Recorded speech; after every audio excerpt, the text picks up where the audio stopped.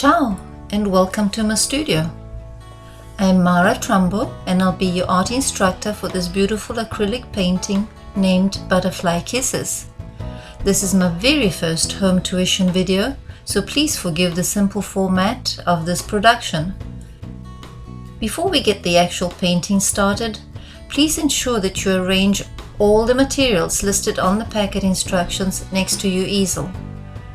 At this stage, the only paints you need to load on your palette are the background colors, as well as some extender which will retard the drying process and help you blend your colors more easily.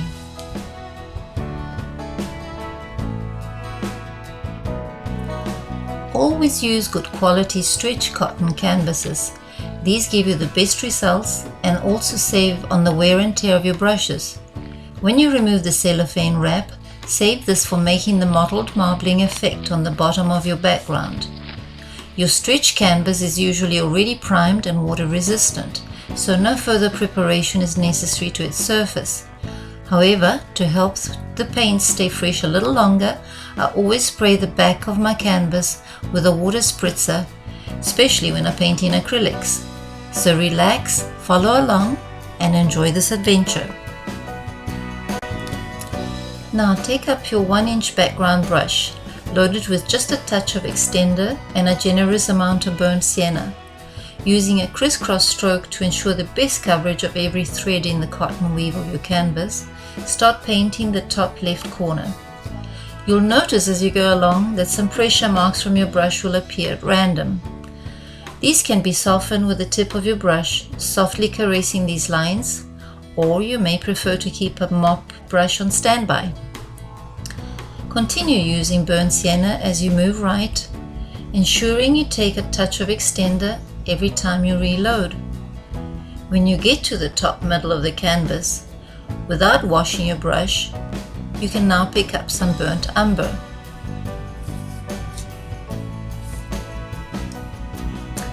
Avoid a definite dividing line by crossing and cross-hatching or otherwise zigzagging between the two colors softly to blend and create a mixed shade of the two browns. This is painting wet on wet, and gentle soft strokes are best to ensure the previous layer of the paint does not lift up but unifies with the second coat of paint.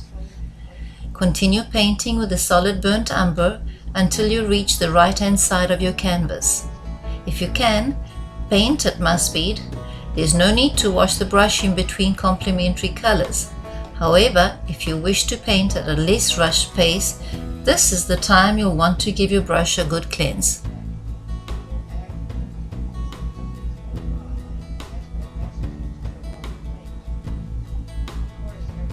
Here we will introduce the beautiful rich color of vermilion. This will go at the bottom of both the sienna on the left and the umber on the right. This will lighten up your background to a golden shade, which will then be followed by the chrome green hue and the medium beige. Every one of our acrylic painting club instructors has a different technique and a unique way of teaching. You will learn so much from each of us, and the knowledge that you will acquire along the way will help you to eventually develop your own style of painting. A point to remember also is that if you are using gallery wrap canvases with staples at the back instead of the sides, make sure that you paint on all 4 sides as a continuation of your background design. This will give your painting a professional finish. The extender you are using will give you sufficient time to create a soft blend of all colors.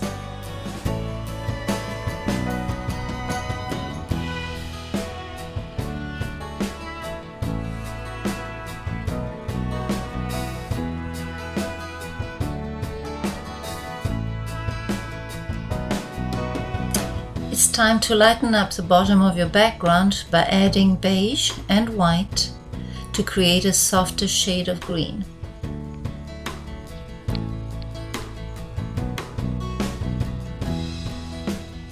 As we get down towards the bottom, don't forget to make the crumpled mottled effect every so many square inches. You want to do it while the paint is still fresh, and don't wait until it's dry, because then you have to add more paint onto your cellophane to achieve the same effect. Blend all the areas where your two colors merge very softly, and not forgetting the sides. Remember, this is a gallery wrap canvas. Although it's not a deep one, it still looks very professional if you paint the entire thing right to the brim. That way your clients have the choice of having their own framing, but it still looks professional when you're hanging it up in a gallery or in your studio. Okay, now it's getting time to do the final little bit. I'm slowing the camera down so that you can see, again, crisscross strokes from one color into the other. And we'll start crumpling up the cellophane to form a rosette in your hand.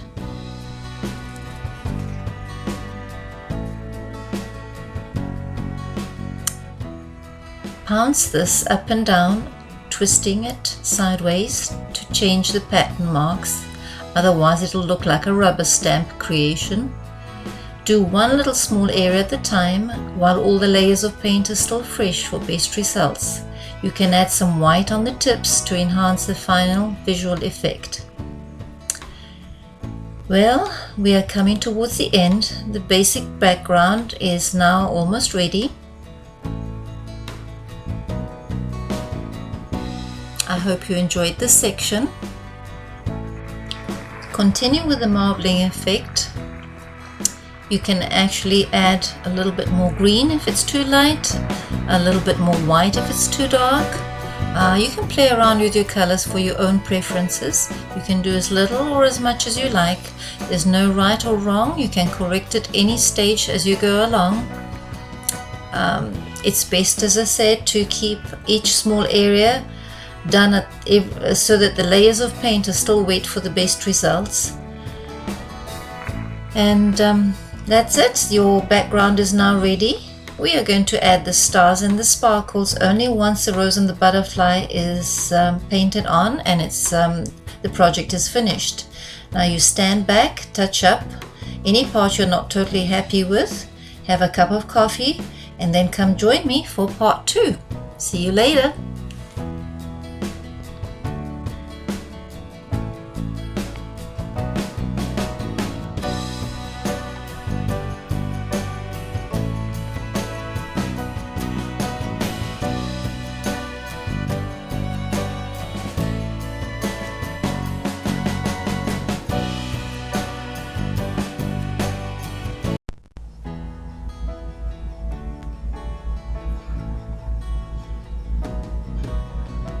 Hello, welcome back to Painting Butterfly Kisses with me, Mara Trumbo. In this section, before we do the butterfly, we'll be painting the white rose. I'll show you 2 ways of going about it. In your packet, you will receive a pattern, and may I suggest that you put this pattern in a plastic sleeve, cover it with wax paper, parchment paper, or even a sheet of your palette paper, and stop practicing the roses freehand before you even get to paint on your canvas. This is a fun exercise and it'll allow you to be more flexible and relaxed when you get to paint your final project.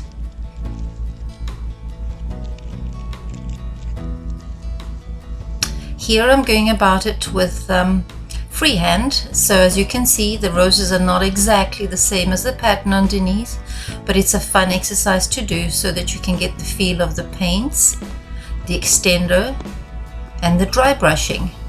Try both of my techniques that I'll be teaching you here. They're all done with Deco Art. Fantastic pigment rich tradition colors, and also Deco Art brushes.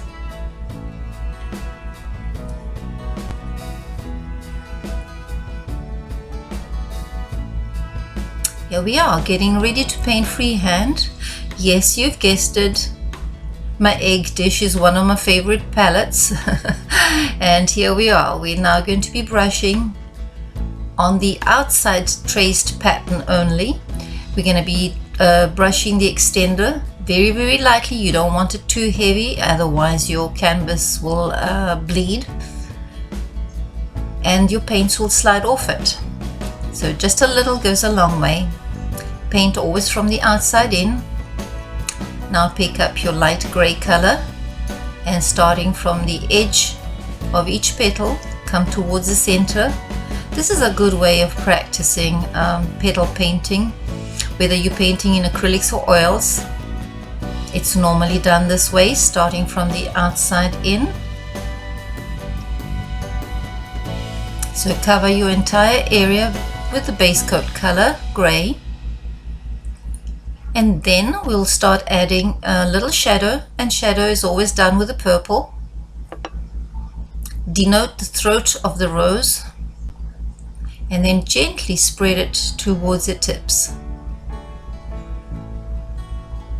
Pick up fresh paint, and now you're doing the belly of the rose, and again spreading the shadow underneath the bottom petals towards the edges very softly. And you can see the shine reflecting on my camera, unfortunately, as I'm filming, and that is the extender, which feels like an oil, as if you were painting on oils. Now you've got the side of your flat brush can help you blend, else if you have a mop, use that as well. Place your pattern right next to your base coated rose. This one here is done freehand, so you're not going to have the tracing of every petal. You'll be fudging them as you go along, and we'll be using two brushes, the fine liner and the rake brush, both by Deco Art. Roll your liner brush into the white, and you now start going on the outside of your outer petal, the top ones. Always start from the top, working down. It makes it for a cleaner way of painting in case you end up smudging. Now immediately after that, you pick up your rake brush and you only touch the bottom of the little ridge you've just deposited there. Pretend you're icing a cake here and you're decorating it. Don't touch the top. The top has got to be nice and firm, and that'll create your highlight. And what you're doing is you're dragging the inside of your highlight to shape your petals. Continue rolling your brush and bringing the paint down.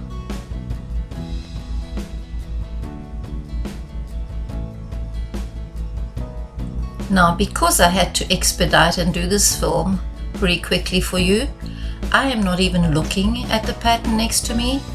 But if you want it exactly as it is on the pattern, you have the time at home to do that. You can stop the video, you can start again.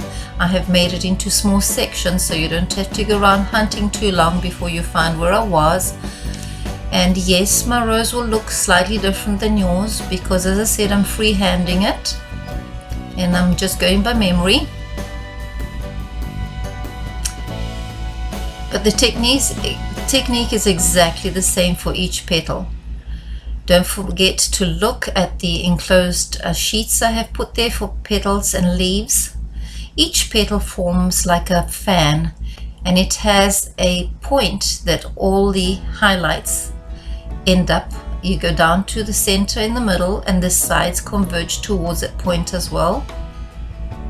Now here you can see the paint is a little bit too thick for my liking, and I will correct that at the end.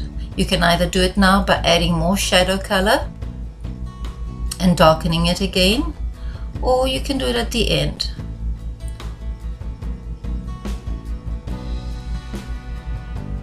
The center could have also been done earlier than putting on the outside leaves. Sometimes I say one thing on the pattern and do another on the video, and that is me. I guess it's an artist's prerogative to change your mind halfway or to show you different ways of doing it. This is an upturned petal again, so you're doing the edge stroking outward. and the rake coming in towards the center at the bottom, the vanishing point. Here's another little petal sneaking in sideways and strengthening some of the highlights at the back. This huge petal should have actually been 2. And again, once you got your pattern next to you, you'll see what I should have done and not what I've actually done here. But as I said, this was done just to show you the technique. So please forgive. Touch up the little smudges and strengthen some of the highlights. Now, I'm doing the camera work myself, so please forgive if I keep on crossing in front of you. Here I'm painting upside down and back to front. But I'm having so much fun. And let me tell you something, that although this is meant to be a training video for you, my students, I have learned so much just by doing the video and the corrections, and finding out things that I had never even stopped to think about before when I do them normally from second nature. Now I had to stop and think, how would I teach someone who doesn't have the ability, or is perhaps only starting out now? And here we are. So I'm hoping I'm guiding you through it. Now here's one of my first mistakes, okay? Before putting the turned over petal edge, I should have really done the bottom. Now I'm trying to squeeze it in afterwards, and it's not really working out the way it should. So please learn by my mistake. Don't do as I do as I say. Shape the bottom going up and then put in the turn over.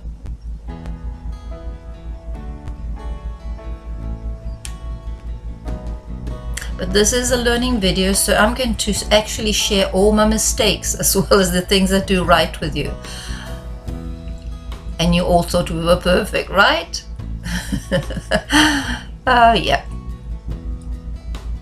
This is so much fun. Now the brushes do get a little bit heavy at times, and I'm seeing it happening right here. So perhaps once in a while stop, wash the brushes out, and make sure that you use a nice clean one. You'll also see that the paint will thicken, the white paint will thicken at times, and although you have extender underneath, and where you're using it on the edges, it may feel a little bit sticky.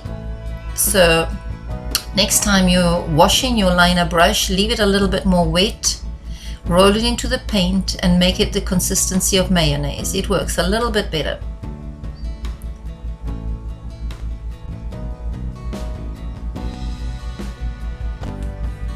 Now here's something funny happen. Notice the 2 drips on the right on both petals?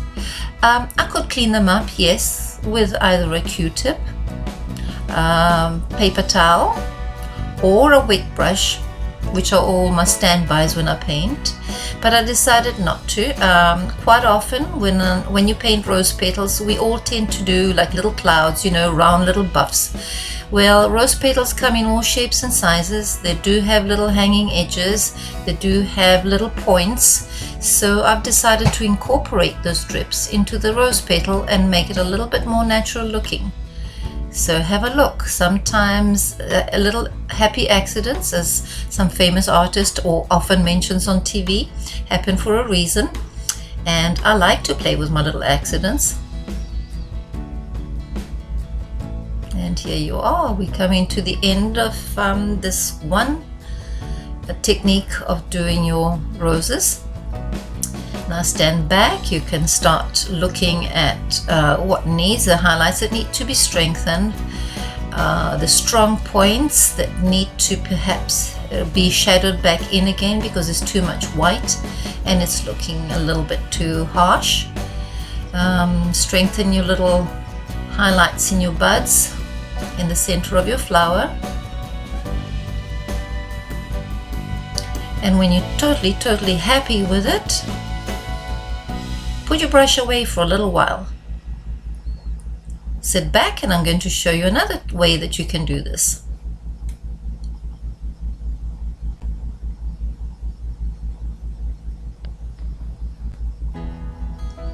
Okay, here's a different approach now to an acrylic technique. We now paint only the base again, but this time without using the extender. This is called dry brushing, and yes, it seems difficult at first, but for those of you who'd like to paint with a pattern rather than freehand, this may be a better way for you. So we'll cover the entire surface with the medium gray acrylic.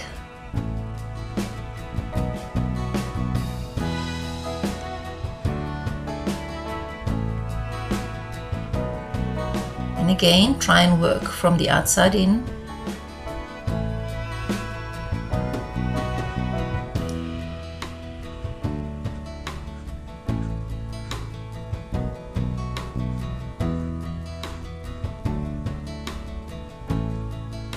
And when you're all done, pick up your shadow color, your purple,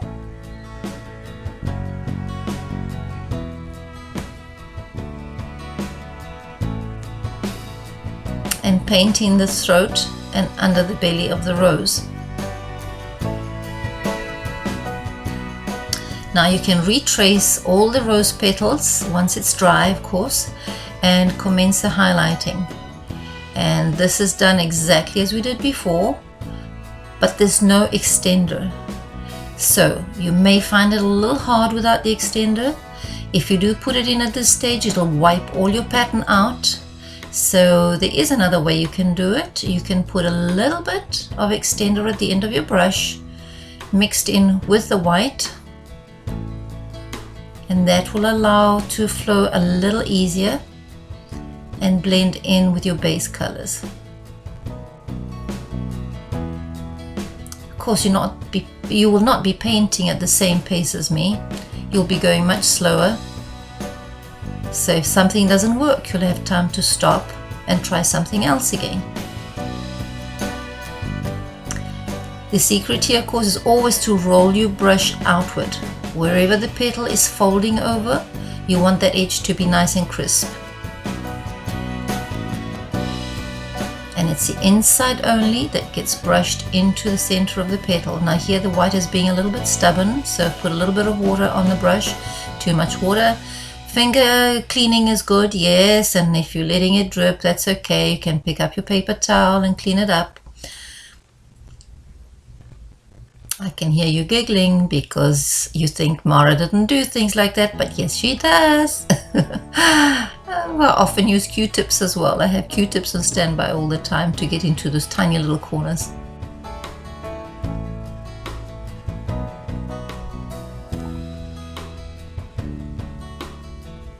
I hope you're enjoying these programs, and I would again like to thank Nilda Rodriguez for allowing so many teachers to come out of the shell, get brave enough to go in front of a camera, or behind it in my case, start painting and sharing all the little techniques, all the little tricks up their sleeves that they have, all the shortcuts. I'm a rebel by nature, so quite often I learn techniques with teachers, but when I get back to my studio, I'll say, what if? And it's always that what if that gets me into trouble. But my teachers did the same when they were younger, and they learned with other instructors and ended up making their own techniques up, and they're now worldwide famous. Nobody ever wants to paint like everybody else. As time goes by, there's new innovations coming out. Companies bring out products that allow you to facilitate your painting rather than struggle like the old artists used to do. We now have it so easy. We have choices of colors and materials and mediums, and painting, it's no longer a struggle, it's a pleasure. And even when it's a job like mine, it's a full-time job, I never ever wake up on a day where I don't want to go to work. I always want to paint. Absolutely love it, and I like experimenting. I am one of Deco Arts helping artist members and thanks to their generosity I've been permitted to experiment with a lot of the paints and various techniques, and I'm thoroughly enjoying becoming more and more inventive by the day, often learning by my mistakes, often learning from my students. I love teaching because so many times a student will come and they think they made a boo-boo, and when I look at it I said, you know, that's so great, can I make the boo-boo as well? So we have fun and we all learn from one another. And for that I also like to thank Facebook. I mean, what would we have done if Facebook didn't come into existence? It's allowed us to share, it's allowed us to cry on each other's shoulders. It's well, although my husband calls it the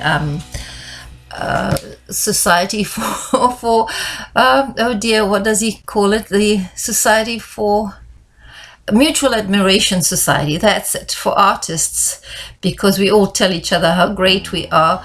But you know, that attaboy goes a long way to inspire your confidence.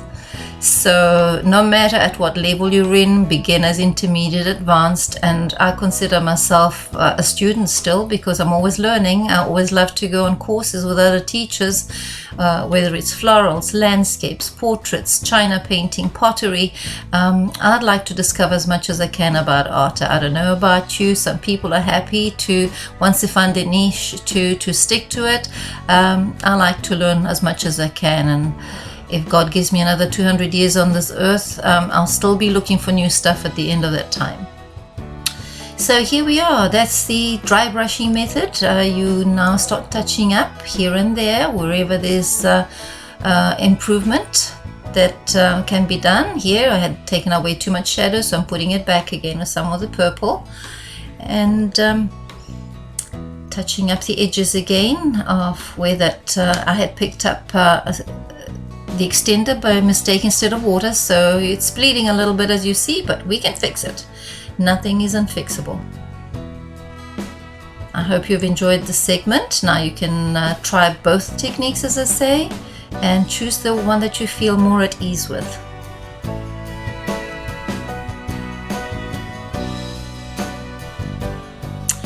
Well, it's time to go on. Let's put some final touches on here, a little bit more highlights, and then let this one rest. You can still touch it up at the end, don't forget. Okay, we're getting ready for a third segment. This is end of part 2.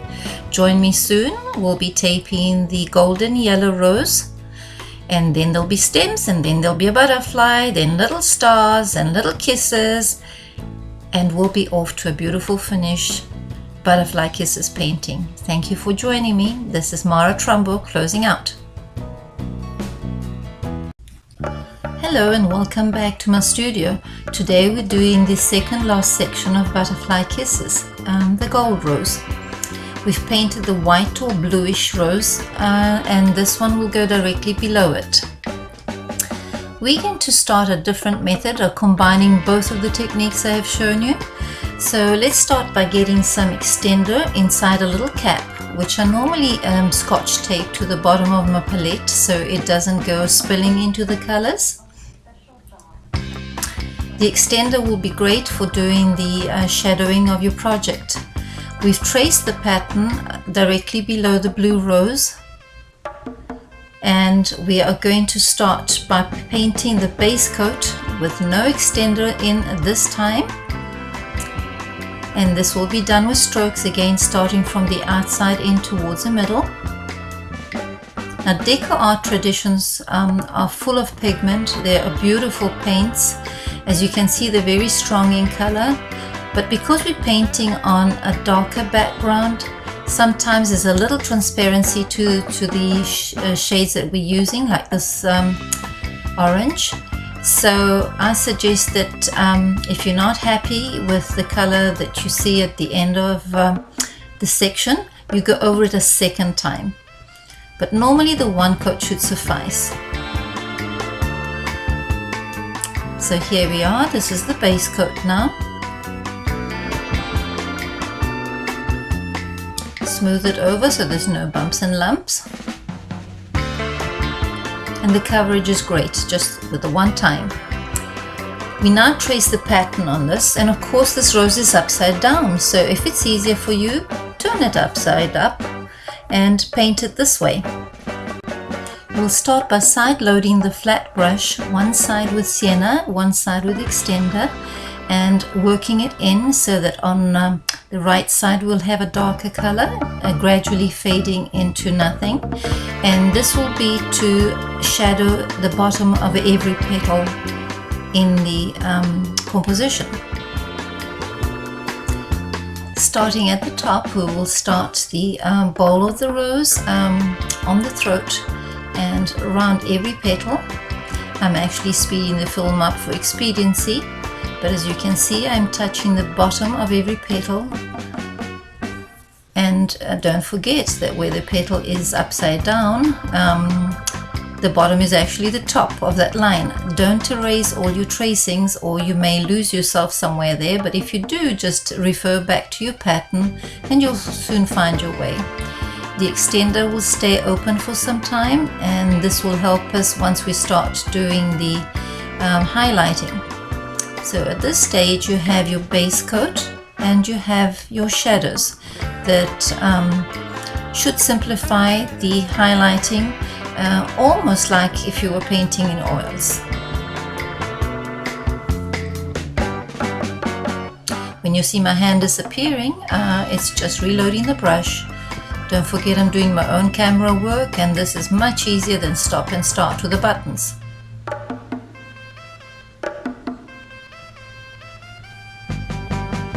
I should have actually used an angle brush for this, so do yourself a favor and use the heel of the brush with the darker color and the tip of the brush with the extender.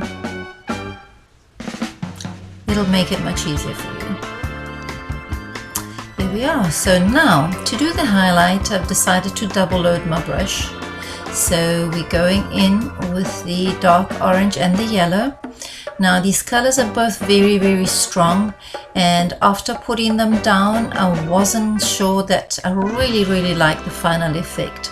So feel free to experiment with your own colors and your own blending. I'm now adding a little bit of yellow into, white into the yellow. And these are the brushes we'll be using, the angle brush and the little mop brush to help you shade through. So with a double loading, you're now going to have the tip of the shader on the top and the heel of it facing down. I am picking up a little bit more white to go in with the yellow to make it a little softer than it was before. Here we are, much happier now. So we'll go around. You still have your pattern there that you can follow, and of course at any time you want to change any size or shape of the petal, go right ahead. I quite often do my own thing. Now here are the comma strokes, and they're very easy with this brush. I mean, this brush is magic. It was just invented to do this sort of strokes. As you can see, when you stand it upright, you've got all the shading and highlighting in there all in one. Does it sound a little bit like one stroke? Yes, I'm also one of those teachers, and I've learned with Donna Dewberry. So I tend to mix a lot of the different acrylics techniques. I've also learned with Priscilla Hauser, whom I love. So there's no right and there's no wrong, and you're not committing a mortal sin by mixing every single technique that you prefer. Now here I'm taking the little mop brush and just blending a little bit of the light highlight going into the dark. And you can do that at any stage while the paint is still damp. Don't forget the extender underneath allows you more open time. So you'll continue doing every petal the same way, loading the brush with the two colors and the third little color being white on top just to make it a little light for that yellow. Or you could choose a light yellow color to start with.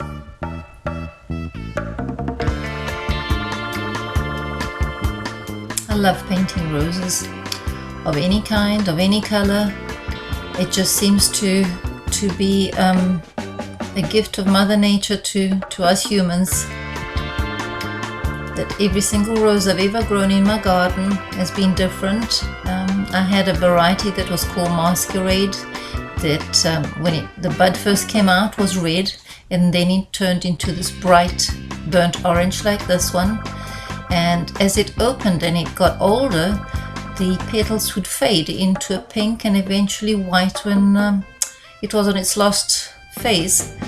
But roses are fascinating, and I would never ever get tired of painting them. Once you get the structure of each petal, which, as you know, it's like a fan in your mind, you can actually do these without a pattern. You'll eventually get to enjoy painting them freehand. Oh, here's a boo-boo. Okay, so I've smudged the lighter color, no problem. I'll get back to my other brush, pick up some of the base color and fix it. There we are. No mistakes, no boo-boos, just happy accidents. Back to the angle brush with the light color on the outside and the dark on the inside.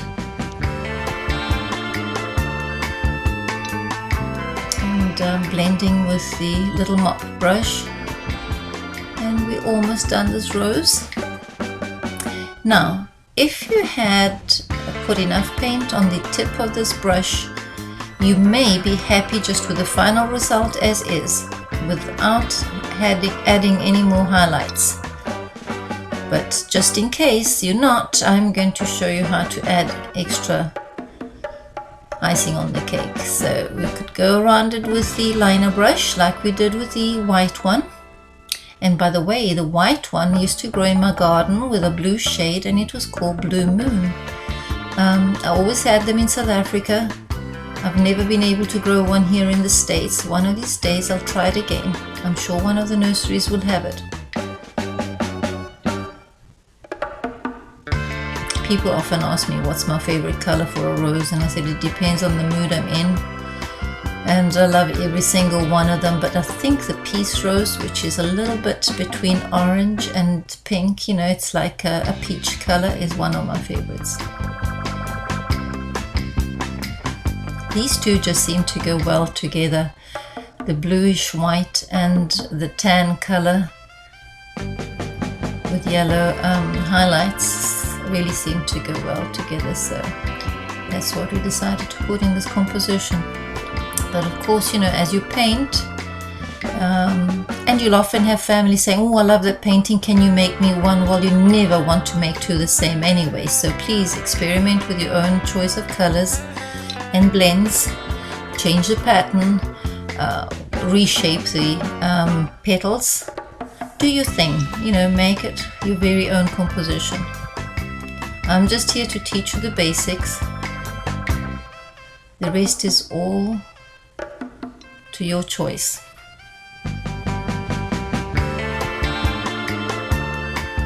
Now, as this paint is thick, don't forget to spray your colors on your palette.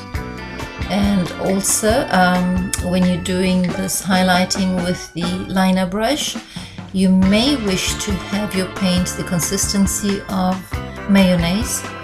So make it a little bit more runny with your paintbrush. Just take some water across in your liner brush and roll it in until it becomes a little bit softer, because you don't want a thick white border on here. Now there's two ways of doing this, as you've seen, with the rake brush or with the little mop brush, whichever you feel more comfortable with. I like using both.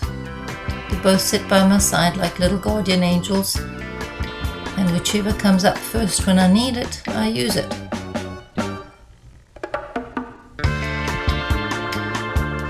And you've probably seen my other habit is to have 2 or 3 brushes in my hand at the same time. The other hand normally holds my tissue paper. I love using beaver towels, and you can crumple them up and you can use them without them falling to pieces. You can even erase your painting without leaving lint on your paint. So that's my other best friend in my studio, beaver towels.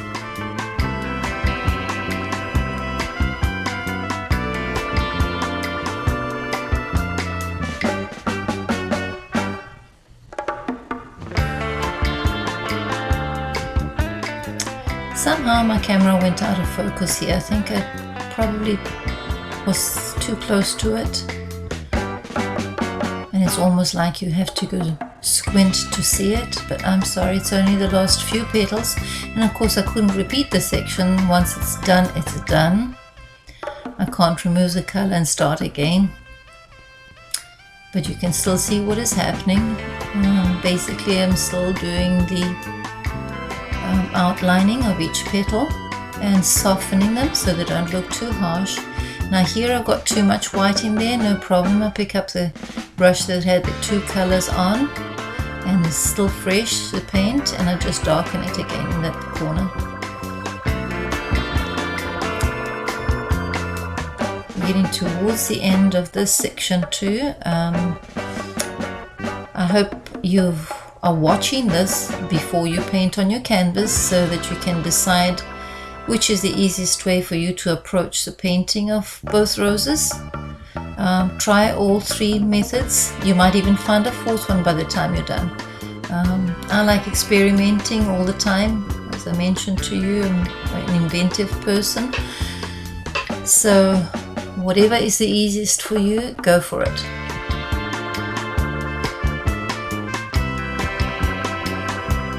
Well, that rose just has to have a little point on it now. There we are. Let's just fix up a little bit of the hard edges. And then rest your brushes, have a look at it, see if you can darken some of the areas where the shading has perhaps come off in the shadow color. If you need to strengthen the lighter points where the sun is shining on that side. And sit back and enjoy. The next video will be your stalks, your leaves, and the butterfly, and that'll take us to the end of Butterfly Kisses. I hope you've enjoyed this section too. See you soon. And stay well, my friends. Enjoy your painting.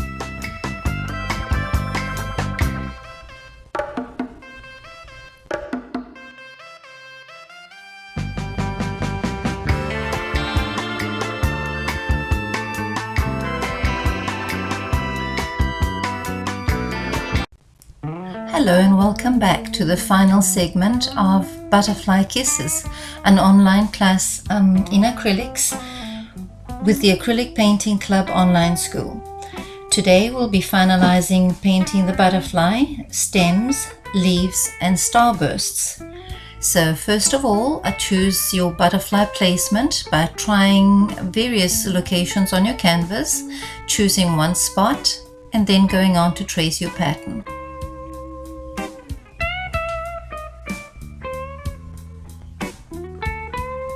In the meantime, I'll be loading my favorite palette, which is my deviled eggs platter. Believe it or not, it's glass, and I've got all my colors in there, which I will need for the next 20 minutes, and I will spritz them with water to keep them nice and fresh. I will start doing the butterfly, and for the sake of expediency, this has been speeded up 4 times, the speed I'm painting, so don't think you have to follow me. Take your own time. I also have to worry about the camera setting. I keep on bumping into it and I have to work around it. So take your time. If you need to, put a little bit of water or extender on your brush to liquidize the black. And using your liner brush, go around all the tracing. Don't worry if little bits of white from your carbon paper still show through. Those can be painted over or wiped out later. This is a simplified monarch butterfly. Of course, you can paint it in any color. My original painting had blue and silver. I've painted this project several times and I keep on playing with the different shapes. But the pattern that I've enclosed you is like this, and of course you can always change it along the way if you want to.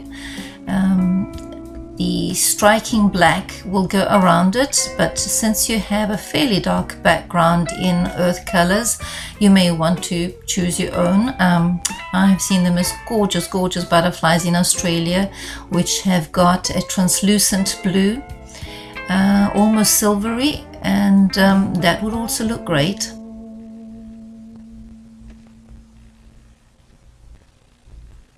Don't forget you're painting in acrylics. Any mistake can be quickly wiped out. In fact, may I suggest that you keep by you a clean, wet brush. That's my favorite eraser to touch up straight away. Also a wet face cloth. Maybe some Q-tips and a sponge. Anything that'll help you for quick mop-ups and cleanups. I love painting. I have been doing it now for 20 years. In fact, since my arrival in America, fell in love with PBS artists, tried to follow each one of them, tried to learn every technique, and quite often blend all of them together. There's no right way, no hard way, no difficult way that I can not break down, and even if I haven't taken classes from them, figure out how it's done. And sometimes I invent new techniques doing it this way. I absolutely love painting in acrylics, in oils, in watercolors, anything that comes my way. So I hope you also experiment. And I'm switching from the liner brush to the round brush. This has been loaded with the vermilion first and then the yellow just on the tip. So basically when you put it down, your pressure will allow the yellow to come out first on the tip and the orange to follow. If it's well loaded, you can get a couple of strokes as you see here in one loading and then go back and refresh. Sometimes I pick up too much yellow and not enough orange comes through, but no problem, we'll be touching up later.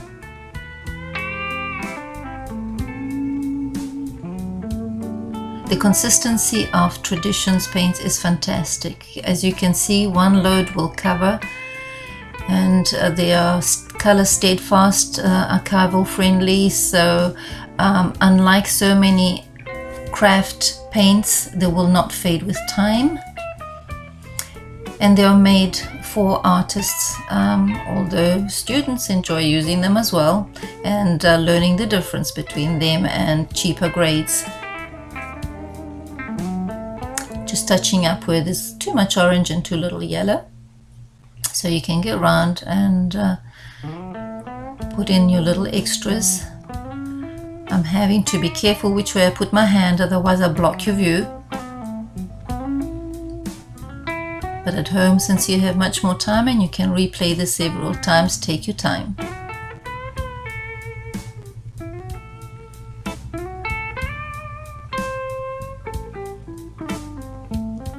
The little extra white lines left there, once it's dry, you can wipe them out. You can go back again to your liner brush and touch up the black. Here one of the lines has disappeared just by going over with the black.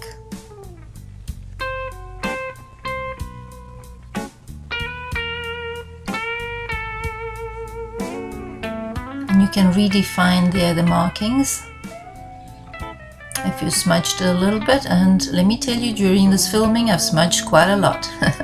Now you load the green and sienna together. We're going to be doing leaves with a flat brush, and starting with the stem, you dip one corner into the sienna, one corner into the green, and you double load the brush and strike it back and forth until the paint goes into the ferrule, and you have an ample supply for your stems. Now I tend to lean the brush one way or the other, so on the light side I will go green, on the darker side I will go brown, and if enough doesn't come out. And here I realized that perhaps, especially with the camera in my way, it was difficult to do the stems with the flat brush, so I have switched to my round brush, and you can do that at any time. I've picked up some yellow to put a few highlights onto the green stem on the sunny side of the painting, and blend it in. Don't make a solid hard line, always blend between two colors. I apologize here if the camera seems to be going out of focus in a while. It's my fault for getting my hand close and further away. By the time the poor lens has decided to focus, I've already moved it. Now here we're starting the wiggle leaf, which I've actually learned with my oil classes from Gary Jenkins, and basically you load up every color on your brush. Now don't forget, roses are very rusty, so they pick up the browns, the greens, the yellows, the reds, the oranges, so a bit of everything. As you can see on my brush, you press it down, you wiggle back and forth, you come back to the center and come out. Now, depending on the pressure you put on the brush, one side may be slightly different than the other, no problem. Pick up your little liner brush. In fact, here you can even make veins on your leaves. Extend it a little bit. You never have just 2 leaves on their own, always an uneven number, 3 in this case. And here we go again. Press, wiggle, come back to the middle and out. Fluff it out to make it a more regular rose shape.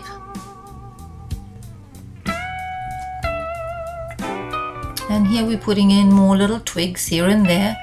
Now I will be speeding this film up, so I haven't again painted at this speed. I have painted at a much slower pace, and I will slow it down at times to show you what I'm doing. But where it's very repetitious, like here, it's leaf after leaf after leaf and twig after twig, it's pointless wasting your time. And also because I know it's harder to download if you have longer than half an hour. I have to curtail my talking, my painting and my filming to fit it all in. So here, as you can see, although I'm using the same colors, I'm using a variation of them. Sometimes I add a little bit of white on the tip to denote the sun kisses on there. So we don't only have butterfly kisses on this painting, we also have sun kisses. And that is when the sun just hits the end of the leaf and it gives you that nice light shade. Here I picked up too much orange, no problem, put a little bit more green on it. And in your garden, the sun hits every which way, so it's not just one side totally dark and one side totally light. There'll be variations in between of shading. Put in as many or as little leaves as you like. I haven't done any of the big ones on here, they're all just rose leaves. Wiggle, press and slide and lift. And then join up. Sometimes I paint the leaf and then put the stalk in, and sometimes I place them already with the stalk going in and the leaf at the end of it. You do it whichever way you find easier. And of course, I'm hoping that you look at this video before you attempt to paint, and you're not going to try and paint at my speed here.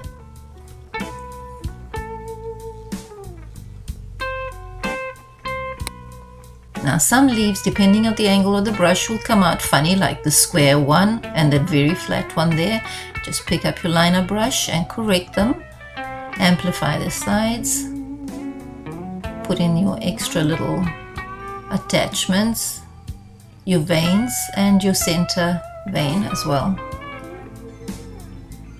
We're back to the butterfly because I noticed my first boo-boo and I'm correcting it. I had forgotten the 3 little markings on the wing on the right, and also decided that you may just like to turn this into a monarch-like butterfly, so I'm adding white spots. These are optionals. You can do it or you can leave them out. And again, the film is speeded up for expediency.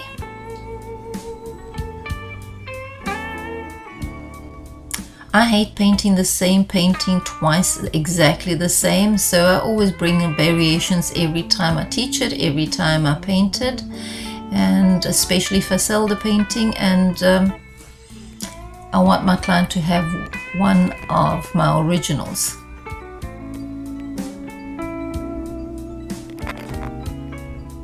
Little highlights on the antennas are good as well. Now we're putting in the tiny little buds that you saw in the painting, and of course the blue-white rose will have the same color bud. Here's the main flower.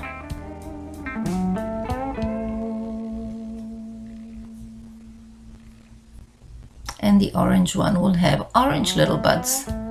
I haven't made any of the big buds on this painting because time constraint. So just go with these tiny little ones.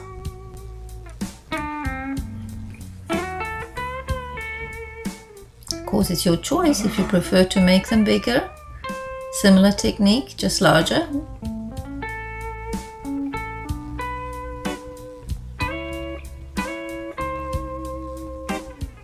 And that's the beauty of freehand painting. Once you've placed your 2 roses, everything else is freehand. You can put the twigs and the leaves wherever you like.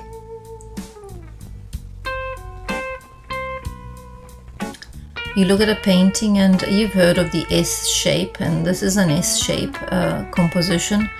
You look at it and you check and see where you feel they might look better.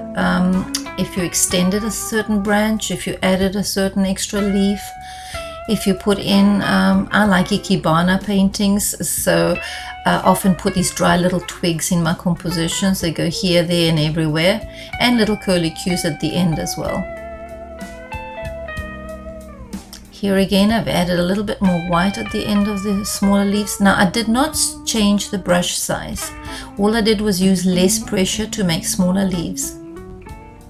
So do the same. You always have the larger ones next to the flower coming out from underneath, and smaller as they get to the end of your twigs.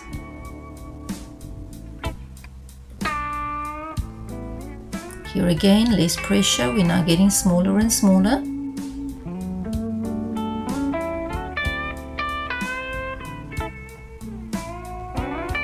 And I'm using the same paint that's on the brush that I'm actually picking up from the leaf itself to do the outlining and the veining.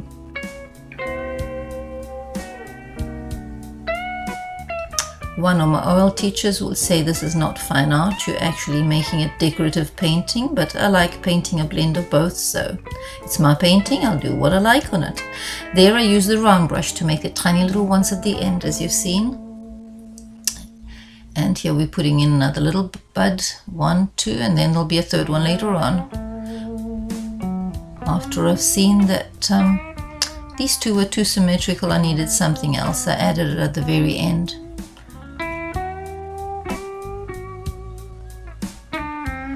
So here we go with a liner brush again, making little twigs that go nowhere, just here and there. They twist around the leaves. And as I curved that, it looked very much like my signature does, so that's where I decided to hide it, right there. Little curlicues. If I could hold my hand straight, that would have been done in one operation. Now we get to starbursts, which really light up the sky behind this painting. And they're pretty easy. You put a little dot of liquid white. With your liner brush, you make the shape of a cross, and then you go across the cross, so you have 8 little lines. Now I'm also carrying beside me the round brush with water. It's wet, and I'm going to use that as an extender and as an eraser. So what I'm doing is I'm diffusing the tips if they come out too thick, so that they fade into nothing.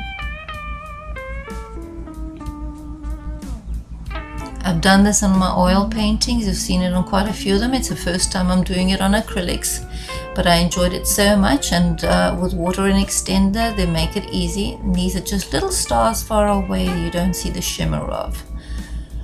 So another one goes here, and of course once in a while I mess up, it's too thick and I smudge, and this is where all my other little helpful things around me come to my assistance.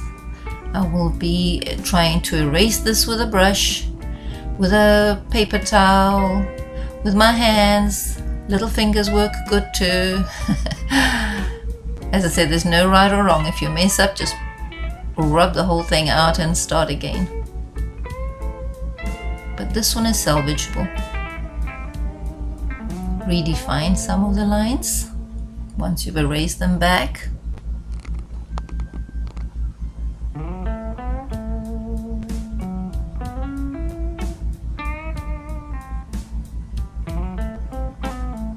And again, because the camera is in my hand's way, I'm having to do it sideways at an angle. And here I'm dripping some water, mop it up, no problem. Erase that thick one over there, make it more linear. And here we are, that's your second little star.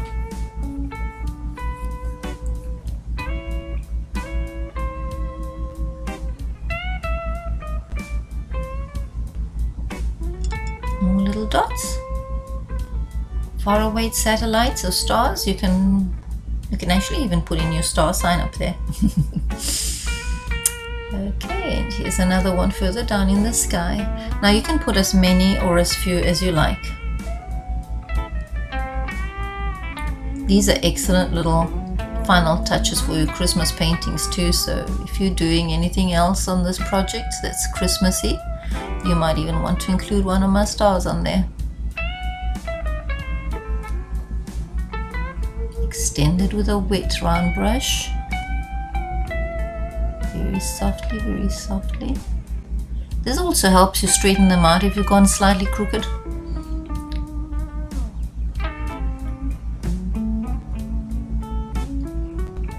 Now here I'm going to decide, maybe I'll diffuse these stars. They won't all just be round dots. So I'm using my round brush, which is slightly damp, and diffusing them into the background. You can also use your little mop brush for that.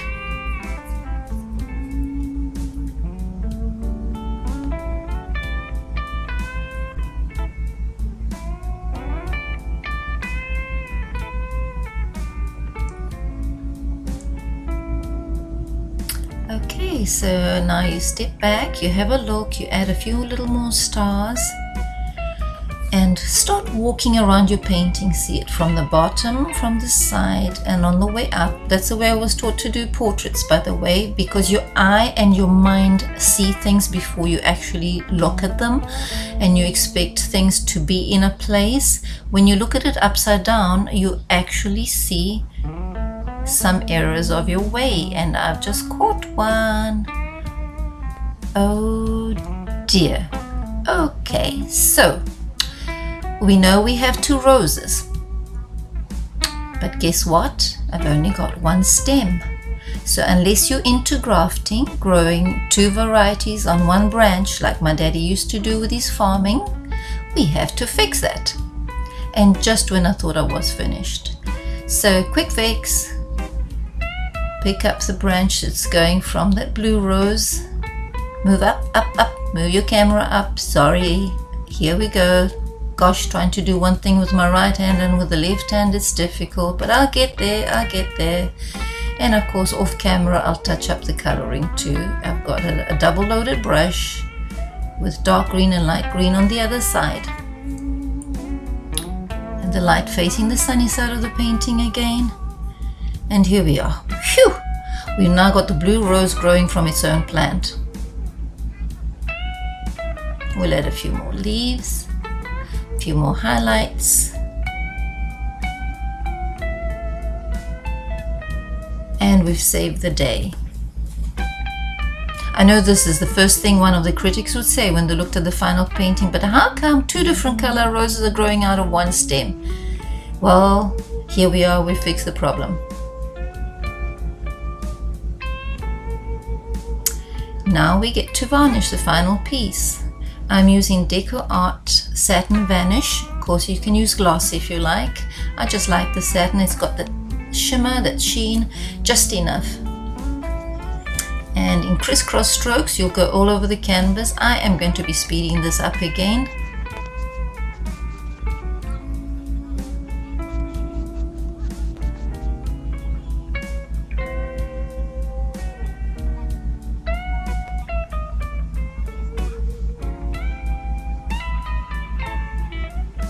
Take your time, crisscross strokes, that's to make sure that the satin goes into every weave of your canvas.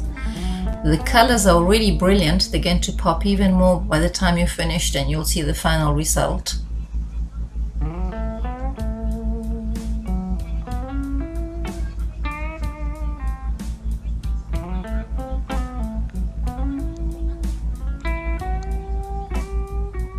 Yes, it takes a little time and a little patience, but here we are, almost done. Now don't forget that if you're painting a gallery canvas, you want to do the sides. So after you've done the crisscross, you can go horizontally, vertically and diagonally to make sure that you've got an even spread of the varnish on your canvas. And now let's touch up the sides.